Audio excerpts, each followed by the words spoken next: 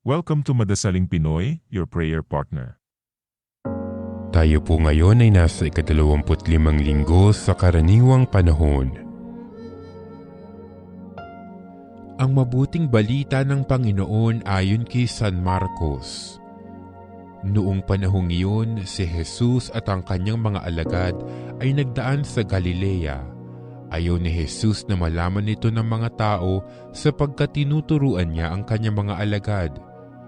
Sinabi niya, "Ang anak ng tao ay pagkakanulo at papatayin, ngunit muling mabubuhay sa ikatlong araw."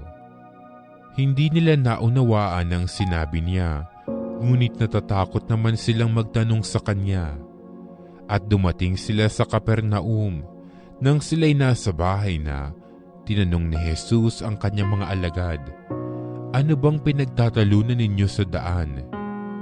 Hindi sila kumibo sapagkat ang pinagtatalunan nila ay kung sino sa kanila ang pinakadakila.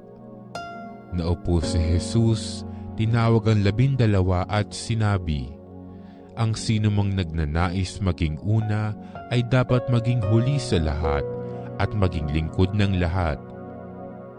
Tinawag niya ang isang maliit na bata at pinatayo sa harapan nila.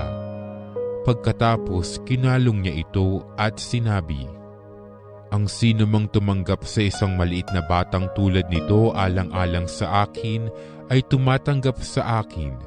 At sino mang tumanggap sa akin, hindi ako ang kanyang tinatanggap, kundi ang nagsugo sa akin." Ang mabuting balita ng Panginoon.